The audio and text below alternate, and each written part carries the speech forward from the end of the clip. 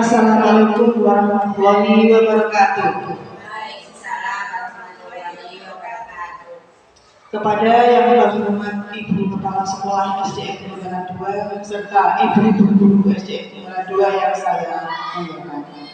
Pertama-tama marilah kita panjatkan puji syukur atas kehadiran Allah Subhanahu wa taala yang mana di pagi hari ini kita bisa melaksanakan kegiatan dari tugas CGP Angkatan 10 yaitu buku Viana dalam diseminasi budaya positif. Tak lupa kita aturkan kepada Nabi besar Muhammad Rasulullah SAW yang mana beliau telah memberikan jalan kepada kita yaitu jalan dari kegelapan menuju jalan terang yaitu di Indonesia. Adapun susunan kegiatan acara hari ini yaitu yang pertama pembukaan, yang kedua menyanyikan lagu kebangsaan Indonesia Raya, yang ketiga sambutan kepada Ibu Kepala Sekolah, yang keempat paparan diseminasi oleh CGP Angkatan 10, yang kelima adalah doa. Baik, untuk acara yang pertama kita mulai saja dengan pembukaan. Marilah kita buka acara di pagi hari ini dengan bacaan Bismillahirrahmanirrahim. Acara yang kedua yaitu menyanyikan lagu kebangsaan Indonesia Raya. Kepada yang bertugas kami persilahkan. Hadirin dimohon berdiri.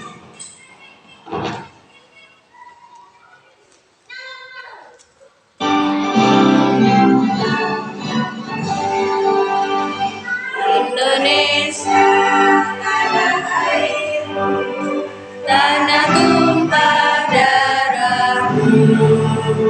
Di sanalah aku berdiri, jadi pandu ibuku. Indonesia kebangsaanku, bangsa dan tanah airku. Marilah kita bersatu, Indonesia bersatu.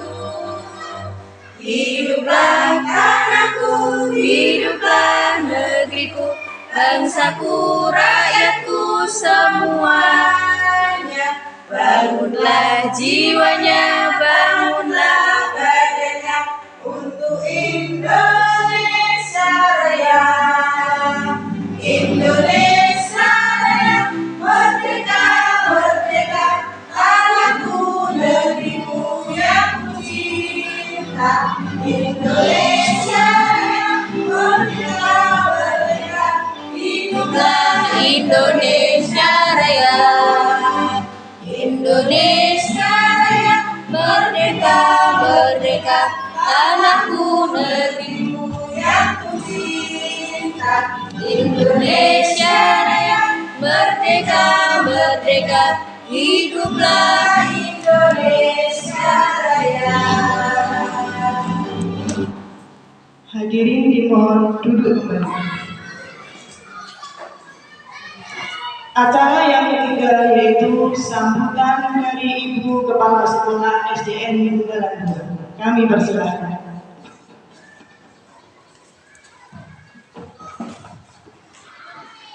Assalamualaikum warahmatullahi wabarakatuh. Alhamdulillahirrahmanirrahim. Wassalatu wassalamu ala asrofil anbiya'i wal mursalin wa ala alihi wa sahbihi ajma'in, amma ba'du. Yang terhormat ibu-ibu guru SDN Negara 2 yang berbahagia, puji syukur kepada Allah Subhanahu wa taala yang mana telah melimpahkan kita rahmat, taufik serta hidayah kepada kita semua, sehingga pada kesempatan kali ini kita masih bisa melaksanakan aktivitas dalam keadaan sehat walafiat. Salawat dan salam kita curahkan kepada junjungan kita Nabi besar Muhammad Rasulullah SAW. yang mana telah menunjukkan kita dari jalan kegelapan menuju jalan terang benderang, yakni dinul Islam, yang tentunya kita tunggu syafaatnya di yaumul akhir. Baik ibu-ibu yang berbahagia, pada pagi hari ini kita akan mengikuti diseminasi dari acara guru penggerak, di mana pada pagi hari ini nanti akan disampaikan oleh Ibu Kofiana sebagai guru penggerak angkatan 10. Nah, ini modul yang akan disampaikan yaitu tentang budaya positif. Ya, jadi ini sangat penting sekali bagaimana cara kita menciptakan budaya positif di SDN Utara 2, khususnya di sekolah kita sendiri. Ya. Nah, dengan adanya budaya positif ini kita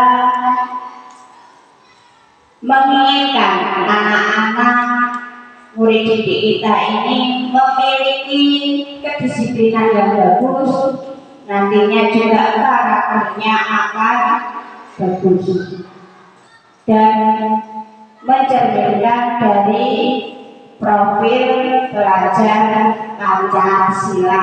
Ada berapa Bu dimensinya?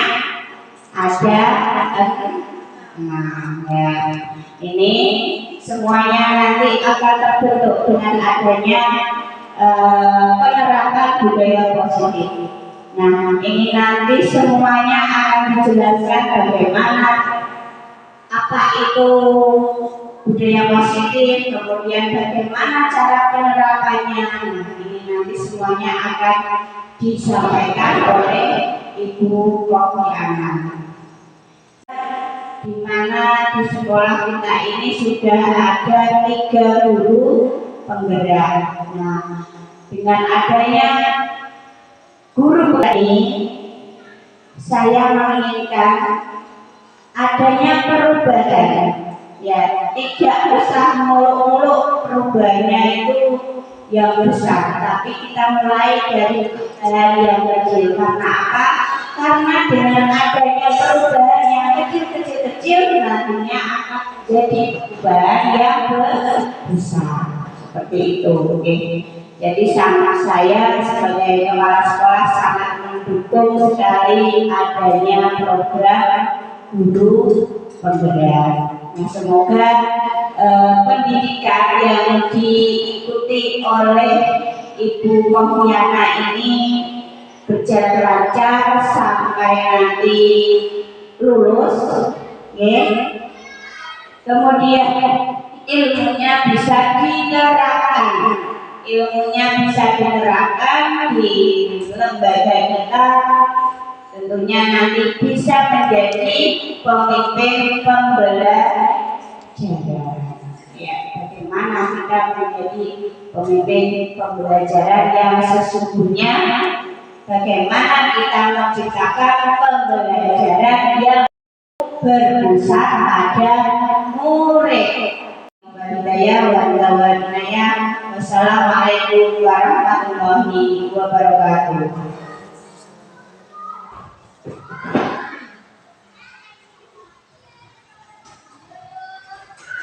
Terima kasih sudah disampaikan. Untuk susunannya acara yang ketiga yaitu paparan dari calon guru penggerak yaitu budaya positif kepada Bu Kofiana, kami persilakan.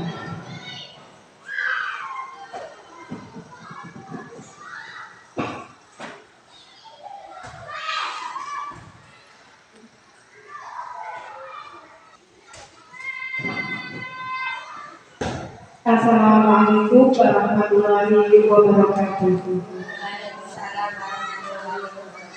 Alhamdulillahirabbil alamin wa bihi nasta'in wa ala amri dunya wa din wa ala alihi wa sahbihi ajma'in, amma ba'du. kepada yang terhormat Ibu Kepala Sekolah SDN Ungaran 2, Ibu Ana Junani, SPD SD, dan ibu-ibu guru SDN Ungaran 2 yang saya hormati. Pertama-tama, marilah kita panjatkan puja dan puji syukur kehadirat Allah Subhanahu wa Ta'ala yang telah melimpahkan rahmat serta hidayahnya kepada kita semua, sehingga di pagi hari ini kita bisa berkumpul di sini dalam keadaan sehat walafiat.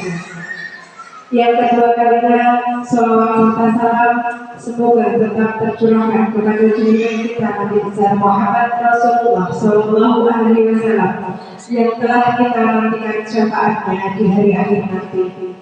Ibu-ibu guru SDN Ungaran 2, saya ucapkan terima kasih karena sudah bersedia meluangkan waktunya untuk mengikuti acara di pagi hari ini, yaitu diseminasi budaya positif dari modul 1.4 yang saya ikuti sebagai calon guru penggerak angkatan 10 Kabupaten Bojonegoro, Jawa Timur.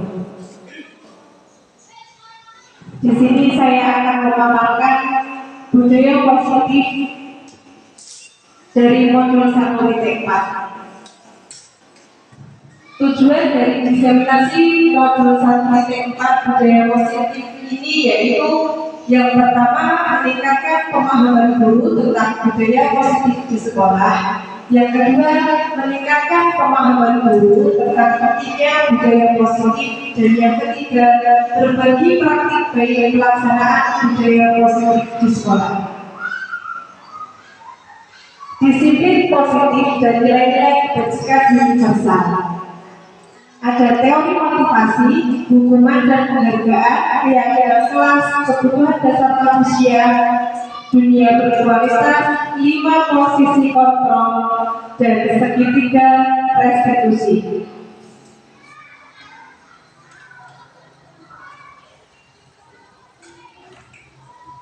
Yang pertama, disiplin positif dan nilai-nilai kebajikan universal, yaitu seseorang yang memiliki sikap disiplin diri berarti mereka bertanggung jawab terhadap apa yang dilakukan karena mereka mendasarkan tindakan mereka pada nilai-nilai universal. Tujuan mulia dari penerapan disiplin positif adalah agar yang pertama, disiplin positif dan nilai-nilai kebajikan universal. Seseorang yang memiliki sikap disiplin diri berarti mereka bertanggung jawab terhadap apa yang dilakukan karena mereka berdasarkan tindakan mereka pada nilai-nilai universal. Tujuan mulia dari penerapan disiplin positif adalah agar terbentuk murid-murid yang berkarakter, berdisiplin, santun, jujur, peduli, bertanggung jawab di sepanjang hayat. Kemudian yang kedua,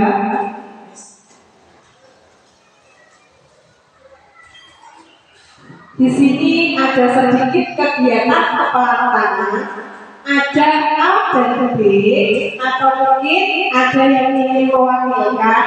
Dari sini ibu-ibu guru, monggo dituliskan benda atau sesuatu yang sangat berharga untuk jenengan, lalu letakkanlah di salah satu tangan jenengan, kemudian genggam benda tersebut sekuat mungkin.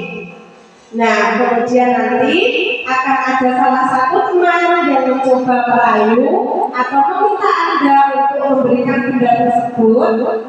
Bisa Anda bujuk, bisa Anda ancam, atau Anda merayu dan menyuap. Bisa Anda lakukan apa saja untuk membuka kepala tangan teman Anda. Monggo Bu dan Bu, ada waktu 30 detik untuk mempraktekannya di depan.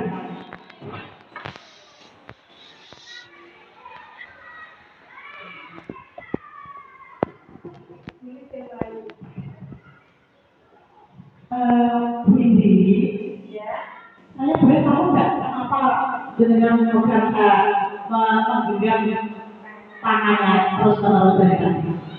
Boleh sih, sesuatu yang sangat berharga saya ini, nggak boleh diketahui oleh orang lain.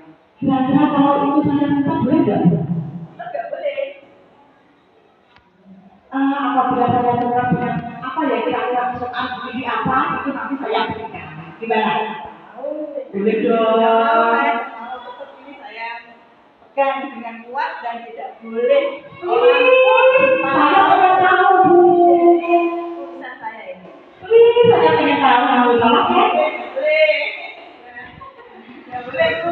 Ya sudah saya mau cari sendiri. Ya. Dapat kuat kritik dan membuat orang merasa bersalah, dapat menguatkan karakter. Dan yang keempat, ilusi bahwa orang dewasa memiliki hak untuk memaksa. Bagaimana seseorang bisa mengubah diri dari paradigma stimulus respon kepada pendekatan teori kontrol? Bagaimana seseorang bisa berubah dari paradigma stimulus respon kepada pendekatan teori kontrol? Stephen R. Covey Principle Settled Leadership 1991 mengatakan bahwa bila kita ingin membuat kemajuan perlahan, sedikit-sedikit ubahlah sikap atau perilaku Anda. Namun, bila kita ingin memperbaiki cara-cara utama kita, maka kita perlu mengubah kerangka acuan kita. Ubahlah bagaimana Anda melihat dunia, bagaimana Anda berpikir tentang manusia. Ubahlah paradigma Anda, skema pemahaman dan penjelasan aspek-aspek tertentu tentang realitas. Perubahan paradigma stimulus respon teori kontrol atau teori pilihan. Dari stimulus respon, realitas kebutuhan kita sama. Kemudian teori kontrolnya, realitas kebutuhan kita berbeda. Stimulus respon, semua orang melihat hal yang sama. Teori kontrol, setiap orang memiliki gambaran berbeda. Stimulus respon, kita mencoba mengubah orang menanggal berpandangan sama dengan kita. Teori kontrol, kita berusaha memahami pandangan orang lain tentang dunia. Stimulus respon, dilihat sebagai suatu kesalahan. Teori kontrol, semua perilaku memiliki tujuan. Stimulus respon, orang lain bisa mengontrol saya. Teori kontrol, hanya Anda yang bisa mengontrol diri Anda. Stimulus respon, saya bisa mengontrol orang lain. Teori kontrol, Anda tidak bisa mengontrol orang lain. Stimulus respon, Anda tidak bisa mengontrol orang lain. Teori kontrol, kolaborasi dan konsensus menciptakan pilihan-pilihan baru.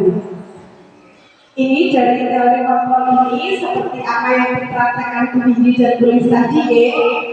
Jadi Bu Indi tadi memegang teori kontrol. Bu Indi memiliki sesuatu barang yang berharga dan tidak akan diberikan oleh orang lain. Jadi teori kontrol itu dipegang oleh diri kita sendiri.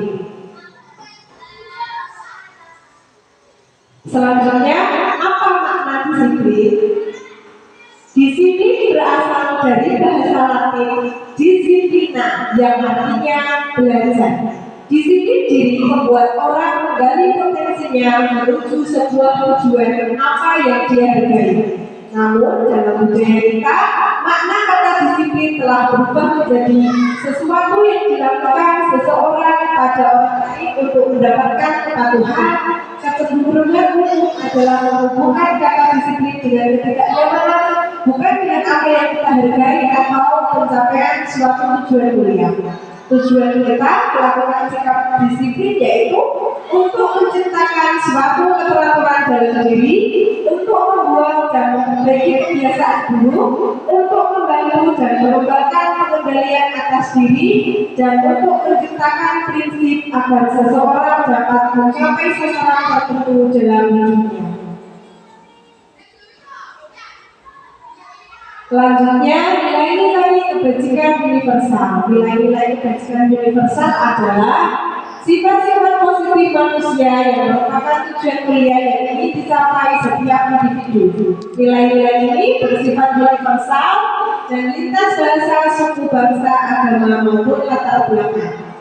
Setiap perilaku atau perbuatan memiliki tujuan. Ini menurut Dr. William Glasser pada teori kontrol 1984. Dengan mengaitkan nilai-nilai kebajikan yang diamini seseorang, maka motivasi intrinsiknya akan terbangun sehingga menggerakkan motivasi diri dalam untuk menggerakkan motivasi dalam diri untuk dapat mencapai tujuan mulia yang diinginkan.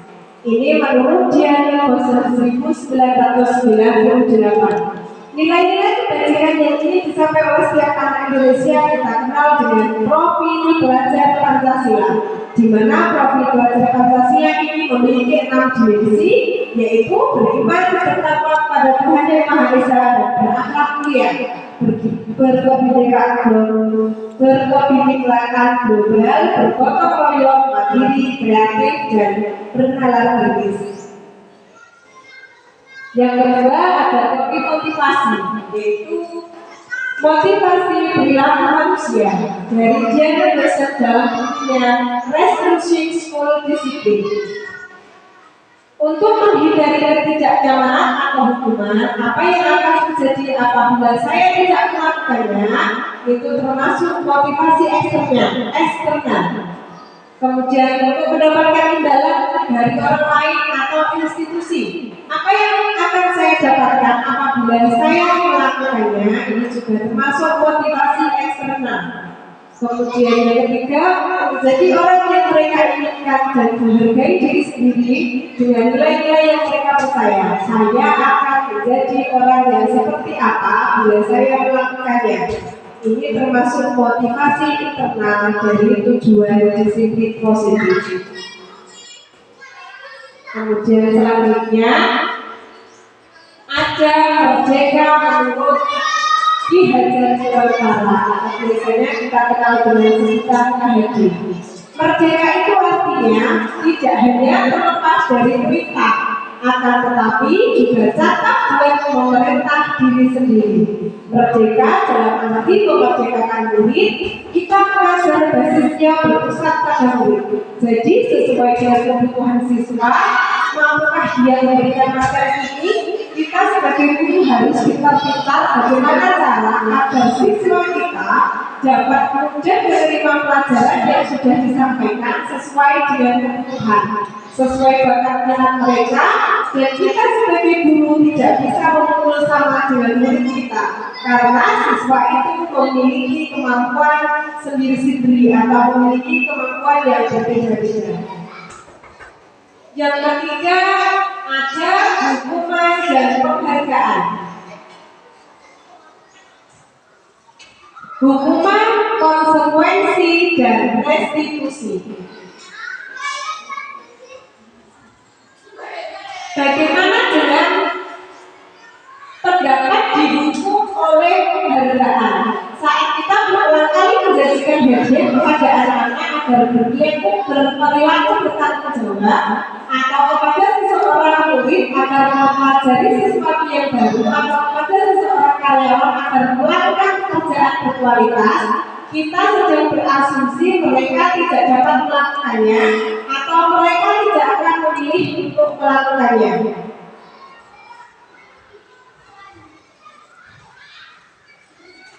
Alfikon berpendapat penghargaan maupun hukuman adalah cara-cara mengontrol perilaku seseorang yang menghancurkan potensi untuk pembelajaran yang sesungguhnya. Menurut Alfikon, secara ideal tindakan belajar itu sendiri adalah penghargaan sesungguhnya. Pernyataan Alfikon setelah melakukan pengamatan yaitu pengaruh jangka pendek dan jangka panjang. Penghargaan tidak efektif, penghargaan merusak hubungan, penghargaan mengurangi ketepatan, penghargaan menurunkan kualitas, penghargaan mematikan kreativitas, penghargaan mendukung dan motivasi dalam diri atau intrinsik. Nah, di sini ada beberapa contoh, ini termasuk hukuman atau konsekuensi. Nanti kita bisa menebak bersama-sama. Jadi tindakan guru mencatat 100 kali di dalam buku dengan kalimat saya tidak akan terlambat lagi karena terlambat ke sekolah. Nah, jadi guru menyuruh muridnya menuliskan 100 kalimat di dalam bukunya saya tidak akan terlambat lagi. Ini termasuk hukuman atau konsekuensi Bu? Hukuman. Dibuka senyumnya.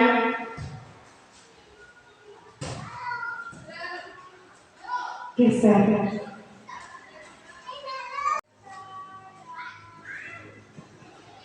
Nah, di sini Ibu ada beberapa contoh dari tindakan guru yang termasuk hukuman atau konsekuensi. Mari kita lihat bersama-sama.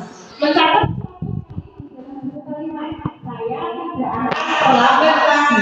Kira-kira termasuk hukuman atau konsekuensi? Hukuman. Kemudian lari keliling lapangan basket 2 kali karena terlambat hadir di sekolah. Termasuk hukuman atau konsekuensi? Hukuman. Murid diminta untuk pulang 15 kali karena tidak menggunakan masker ke sekolah. Hukuman atau konsekuensi? Hukuman. Menggantikan kertas tugas teman yang telah dicoret-coret. Hukuman atau konsekuensi? Konsekuensi.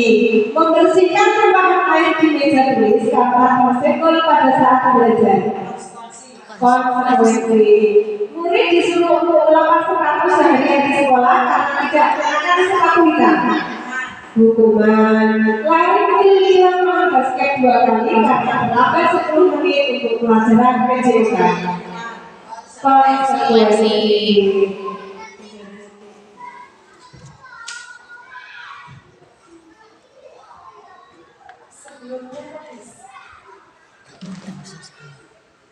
Ini perbedaan hukuman dan konsekuensi, yaitu kalau hukuman itu sesuatu yang menyakitkan harus terjadi, namun kalau konsekuensi itu sesuatu harus terjadi. Hukuman membuat anak sakit fisik maupun hati untuk jangka waktu lama, sedangkan konsekuensi membuat anak merasa tidak nyaman dalam jangka waktu pendek. Hukuman anak membenci kedisiplinan, konsekuensi anak menghargai disiplin. Hukuman itu berupa paksaan, sedangkan konsekuensi itu stimulus atau tanggapan. Hukuman mendorong anak menyakiti diri sendiri, konsekuensi mendorong anak agar mudah menyesuaikan diri. Hukuman konsep diri yang buruk, konsekuensi konsep diri yang baik. Hukuman anak belajar untuk menyembunyikan kesalahan, konsekuensi anak belajar untuk mematuhi peraturan. Hukuman marah, rasa bersalah, dipermalukan, merasa tak dihargai. Konsekuensi kehilangan hak, dibuat tidak nyaman, diasingkan, namun hanya untuk sementara. Selanjutnya, restitusi. Restitusi itu adalah sebuah pendekatan untuk menciptakan disiplin positif. Restitusi adalah proses menciptakan kondisi bagi murid untuk memperbaiki kesalahan mereka, sehingga mereka bisa kembali pada kelompok mereka dengan karakter yang lebih kuat. Restitusi juga adalah proses kolaboratif. Di sini ada beberapa contoh yang mana yang merupakan hukuman, yang mana yang merupakan konsekuensi, dan mana yang merupakan restitusi. Perlu diingat bahwa hukuman itu adalah identitas yang gagal. Kemudian identitas suksesnya adalah disiplin yang terdiri dari konsekuensi dan restitusi. Contoh dari hukuman itu adalah sesuatu yang menyakitkan harus terjadi. Kemudian konsekuensi sesuatu harus terjadi, dan restitusi merupakan pilihan. Jika hukuman korban mendapatkan keadilan, jika konsekuensi korban bisa diabaikan, dan restitusi korban mendapatkan ganti. Kemudian hukuman berlaku hanya pada sebuah institusi, tidak berlanjut pada kehidupan nyata, namun konsekuensi itu membantu penerapan mengikuti peraturan dalam masyarakat, dan restitusi fokus pada pemecahan masalah dalam jangka waktu panjang. Kemudian hukuman itu murid atau anak akan membenci peraturan, namun jika konsekuensi murid atau anak akan menghormati aturan, dan restitusi murid atau anak menghormati dirinya dan orang lain. Ciri-ciri restitusi yaitu bukan untuk menebus kesalahan, namun untuk belajar dari kesalahan. Yang kedua, memperbaiki hubungan. Yang ketiga, tawaran bukan paksaan. Yang keempat, restitusi menuntut untuk melihat gejala diri. Yang kelima, restitusi mencari kebutuhan dasar yang mendasari tindakan. Yang keenam, restitusi diri adalah cara yang paling baik. Yang ketujuh, restitusi fokus pada karakter bukan tindakan. Selanjutnya ada keyakinan kelas.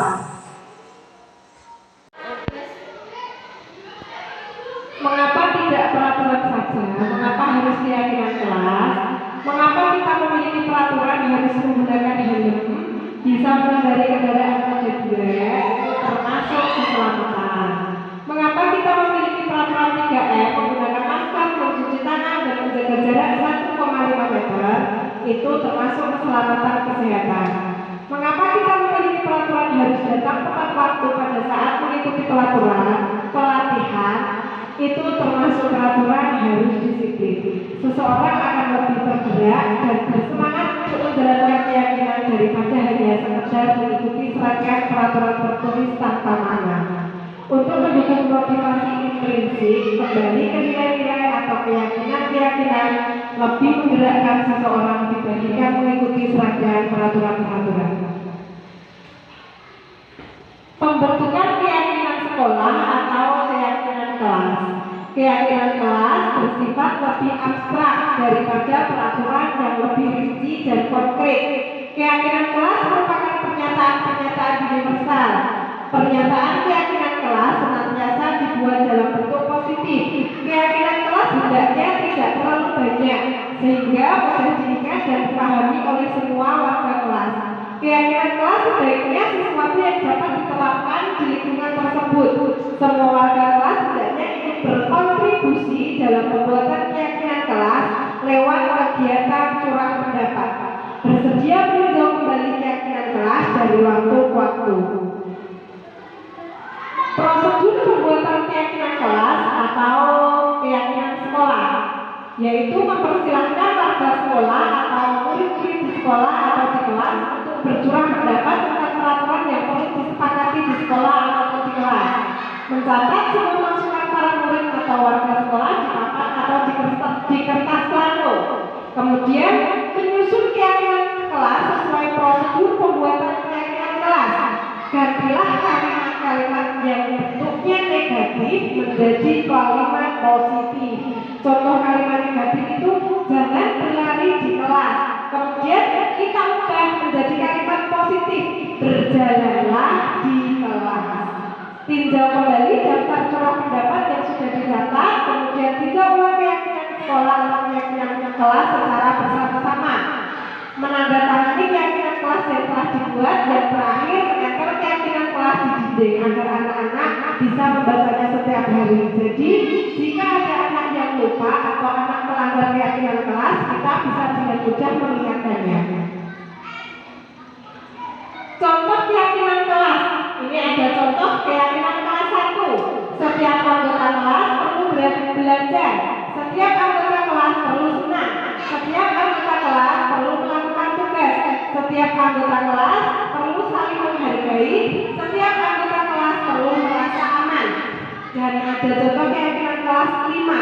Selalu bersikap positif, senantiasa menjadi diri terbaik, percaya dan menghormati orang lain serta barang miliknya, berkomitmen terhadap setiap tugas dan senantiasa membantu. Kegiatan pendalaman keyakinan kelas dari tabel T dan tabel Y. Hormat, terdengar, terlihat, dan berperilaku. Terdengar, satu orang berbicara, yuk saya bantu, kita bisa selesaikan ini bersama-sama.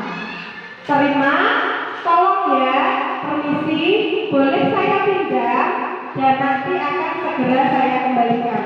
Terlihat, berempati terhadap perasaan orang lain, memegang barang milik orang lain hanya dengan meminta izin, mendengarkan dengan seksama, dan senantiasa berbuat baik serta berbagi. Kemudian berperilaku, tersenyum ramah, memberikan salam hormat, berjabat tangan, meletakkan tangan di atas dada atau salib, memberikan ruang, bekerja, postur tubuh yang tenang.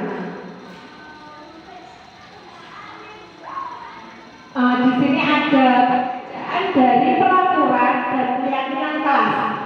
Kalau peraturan itu selalu kembalikan buku ke tempatnya. Kemudian kalau keyakinan kelas itu bertanggung jawab. Peraturan dilarang mengganggu orang lain. Kalau keyakinan kelas menghormati orang lain. Peraturan hadir di sekolah 15 menit sebelum pembelajaran dimulai. Sedangkan keyakinan kelas itu menghormati orang lain dan berkomitmen. Peraturan dilarang melakukan kekerasan. Jika keyakinan kelas keselamatan menghormati orang lain. Peraturan dilarang menggunakan narkoba. Jika keyakinan kelas kesehatan. Peraturan bergantian atau menunggu giliran jika keyakinan kelas menghormati orang lain atau bersabar. Peraturan gunakan masker. Keyakinan kelas kesehatan keselamatan. Peraturan jangan berlari di kelas. Keyakinan kelas keselamatan atau keamanan. Ini adalah beberapa contoh kegiatan pembuatan keyakinan kelas. Jadi keyakinan kelas atau kesepakatan kelas itu kita bisa membuatnya bersama-sama. Kita sepakati dengan anak-anak apa yang menjadi keinginan mereka. Bagaimana anak-anak bisa merasa nyaman, merasa aman dan tertib di dalam kelas. Kita upayakan itu semua. Kemudian kita tuliskan pada kertas plano besar. Kita sepakati dan kita tempelkan di dinding kelas masing-masing. Ibu-ibu mungkin yang belum membuat keyakinan kelas bisa segera membuat seperti contoh atau yang sudah membuat agar tetap dilaksanakan secara terus-menerus. Yang kelima, kebutuhan dasar manusia dan dunia berkualitas. Kebutuhan dasar manusia itu ada 5, yaitu kebutuhan bertahan hidup, kasih sayang dan rasa diterima, penguasaan, kebebasan, dan kesenangan. Mengidentifikasi kebutuhan dasar manusia. Dari jawaban Dimas ini, aku merasa bangga dan keren. Nah, ini merupakan kebutuhan atas penguasaan. Kemudian dia bisa jalan-jalan naik mobil sama teman-teman tempatnya. Kemudian kalau keyakinan kelas itu bertanggung jawab. Peraturan dilarang mengganggu orang lain. Kalau keyakinan kelas menghormati orang lain. Peraturan hadir di sekolah 15 menit sebelum pembelajaran dimulai. Sedangkan keyakinan kelas itu menghormati orang lain dan berkomitmen. Peraturan dilarang melakukan kekerasan. Jika keyakinan kelas keselamatan menghormati orang lain. Peraturan dilarang menggunakan narkoba. Jika keyakinan kelas kesehatan. Peraturan bergantian atau menunggu giliran jika keyakinan kelas menghormati orang lain atau bersabar. Peraturan gunakan masker. Keyakinan kelas kesehatan keselamatan. Peraturan jangan berlari di kelas. Keyakinan kelas keselamatan atau keamanan. Ini adalah beberapa contoh kegiatan pembuatan keyakinan kelas. Jadi keyakinan kelas atau kesepakatan kelas itu kita bisa membuatnya bersama-sama. Kita sepakati dengan anak-anak apa yang menjadi keinginan mereka. Bagaimana anak-anak bisa merasa nyaman, merasa aman dan tertib di dalam kelas. Kita upayakan itu semua. Kemudian kita tuliskan pada kertas plano besar. Kita sepakati dan kita tempelkan di dinding kelas masing-masing. Ibu-ibu mungkin yang belum membuat keyakinan kelas bisa segera membuat seperti contoh atau yang sudah membuat agar tetap dilaksanakan secara terus-menerus. Yang kelima, kebutuhan dasar manusia dan dunia berkualitas. Kebutuhan dasar manusia itu ada 5, yaitu kebutuhan bertahan hidup, kasih sayang dan rasa diterima, penguasaan, kebebasan, dan kesenangan. Mengidentifikasi kebutuhan dasar manusia. Dari jawaban Dimas ini, aku merasa bangga dan keren. Nah, ini merupakan kebutuhan atas penguasaan. Kemudian dia bisa jalan-jalan naik mobil sama teman-temanku. Ini merupakan kebutuhan, kasih sayang dan rasa diterima. Aku senang bisa pergi ke tempat-tempat dan aku suka. Ini merupakan kebutuhan kebebasan. Kemudian menyetir mobil itu seru. Ini termasuk kebutuhan kesenangan. Dunia berkualitas Anda adalah tempat khusus dalam pikiran Anda, tempat Anda menyimpan gambaran representasi dari semua yang Anda inginkan. Dr. William Glasser menyebutkan seperti semacam album foto sehingga isinya tidak akan terlalu banyak, hanya akan terdiri dari beberapa hal saja yang sangat signifikan dan benar-benar terbaik dalam hidup Anda yang membuat hidup Anda menjadi lebih bermakna. Kebutuhan dasar bersifat lebih umum dan universal, sedangkan dunia berkualitas lebih unik dan spesifik untuk setiap orang. Yang keenam ini ada 5 posisi kontrol. 5 posisi kontrol yaitu penghukum, pembuat rasa bersalah, teman, pemantau, atau manajer. Penghukum itu contohnya menghardik atau menunjuk-nunjuk, menyakiti atau menyindir. Jadi ketika memarahi anak itu kita langsung menunjuk anak tanpa kita berpikir dia kira-kira sakit hati atau tidak jika kita melakukan seperti itu. Contohnya lagi penghukum itu memberontak atau menyalahkan orang lain. Jika membuat rasa bersalah itu berceramah dan mengatakan seharusnya kamu titik-titik atau ibu kecewa dengan kamu karena sikapmu. Kemudian kalau teman itu membuatkan alasan-alasan buat muridnya, contohnya ayolah lakukan demi ibu, atau masa kamu tidak bisa, ingat ibu pernah membantu kamu, seperti itu. Kalau pemantau menghitung dan mengukur, contohnya apa peraturannya, sesuaikan dengan keyakinan kelas kita untuk memantau. Kemudian manajer itu apa yang kita yakini atau apa yang bisa kita kerjakan untuk memperbaiki masalah ini.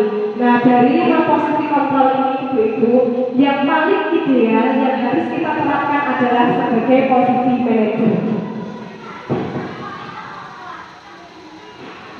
Kemudian mengidentifikasi 5 posisi kontrol. Dari pernyataan-pernyataan ini ada saya kecewa sekali dengan kamu. Nah, itu adalah contoh dari pembuat orang merasa bersalah. Kemudian kamu tidak pernah benar-benar melakukannya. Itu sebagai penghukum, ayolah lakukan demi ibu atau bapak. Itu posisi kontrol sebagai teman. Apakah kamu mau mendapatkan stiker bintang hari ini? Itu sebagai pemantau.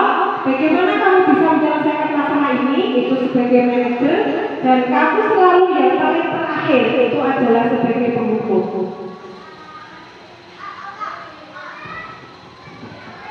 Selanjutnya, segitiga restitusi. Segitiga restitusi adalah menciptakan kondisi bagi peserta didik untuk memperbaiki kesalahan mereka sehingga mereka bisa kembali pada kelompok mereka dengan karakter yang lebih kuat. Nah, ini segitiga restitusi ini ada 3 tindakan, yaitu validasi kebutuhan, menanyakan keyakinan, dan menstabilkan identitas. Jadi kita bisa menyelesaikan setiap masalah dengan anak-anak didik kita dengan cara segitiga restitusi ini. Nah, itu ada, kamu tentu punya alasan apa melakukan itu. Kita tanya anak-anak seperti itu dulu, kemudian adakah cara yang lebih efektif untuk mendapatkan apa yang kamu butuhkan? Setiap orang pasti pernah melakukan kesalahan, atau kamu bukan satu-satunya yang pernah melakukan ini. Itu adalah langkah-langkah kita melaksanakan segitiga restitusi. Kemudian yang terakhir, kita tanya, kamu ingin menjadi orang seperti apa setelah bisa menyelesaikan masalah ini? Menstabilkan identitas itu untuk membuat anak yang merasa gagal. Menstabilkan, keluar lagi.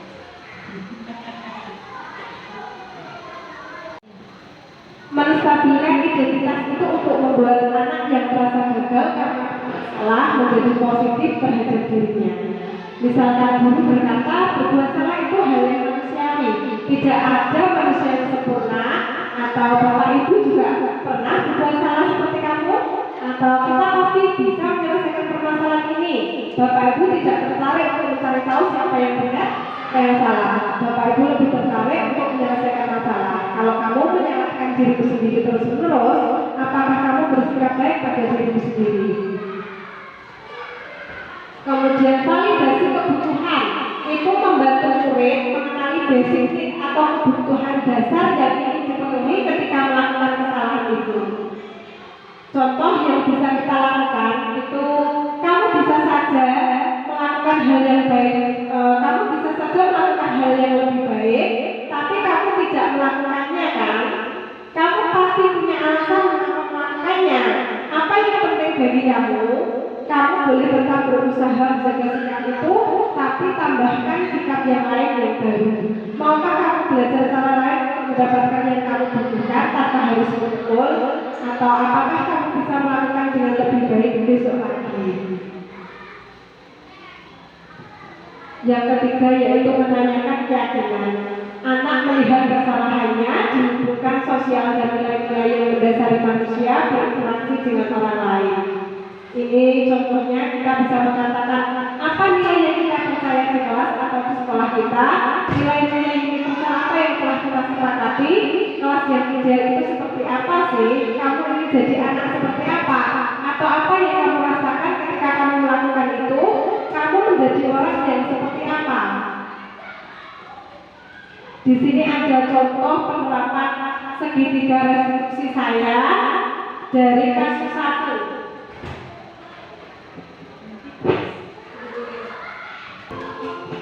Ini adalah contoh penerapan segitiga restitusi saya dengan Mbak Salwa kemarin, bisa dilihat bersama-sama.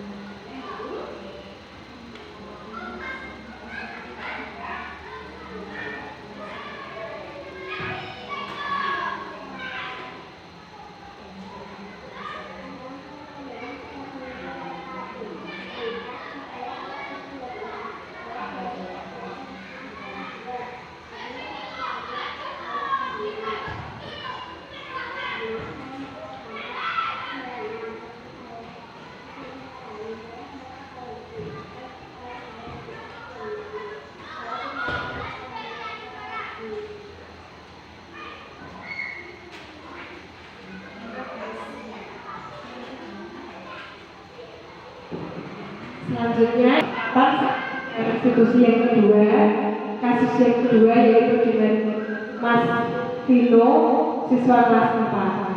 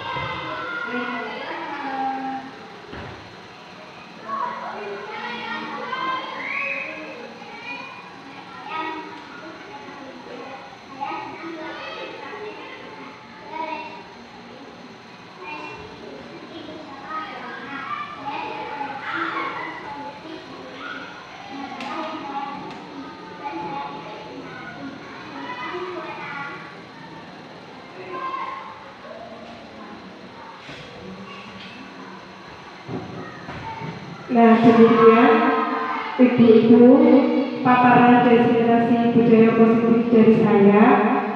Mungkin dari ibu-ibu ada yang ingin bertanya atau memberikan tanggapan, monggo.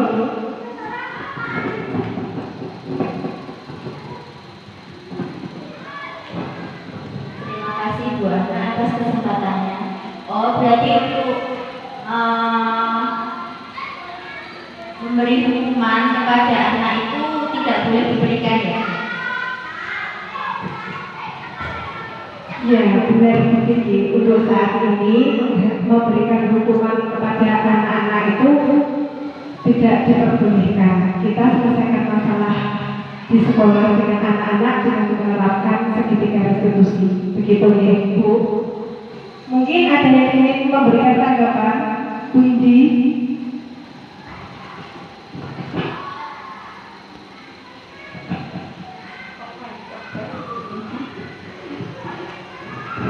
Terima kasih atas waktunya, sangat luar biasa. Bu Fiana tadi sudah banyak memaparkan tentang budaya positif yang ada di sekolah kita. Tentunya itu sudah menjadi apa ya, suatu harapan kita untuk guru-guru semua untuk melakukan atau menjalankan kegiatan-kegiatan budaya positif tersebut untuk meningkatkan karakter siswa agar siswa menjadi lebih baik. Terima kasih. Seperti itu dari saya. Apabila ada kata yang salah, mohon maaf yang sebesar-besarnya.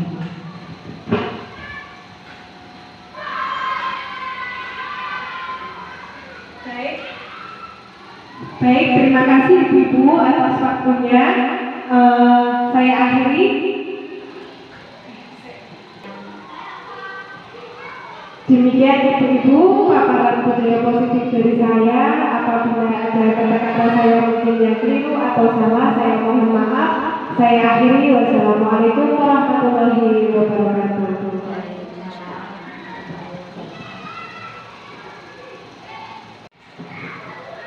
Ya, demikian tadi paparan sudah disampaikan oleh Bu Fiana selaku calon guru penggerak angkatan 10. Semoga apa yang sudah disampaikan tadi membawa perubahan-perubahan baru untuk sekolah kita, tentunya dalam kegiatan budaya positif.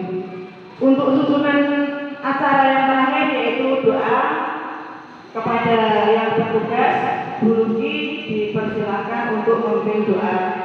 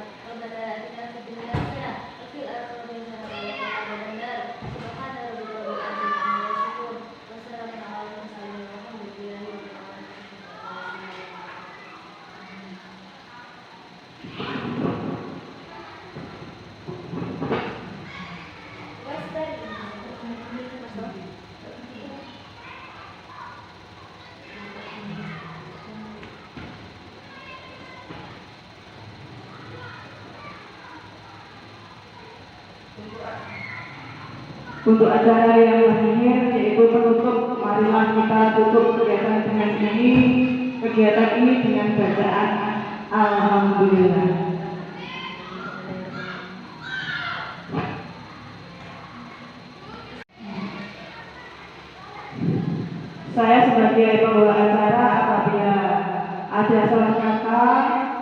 dalam penyampaian kegiatan hari ini.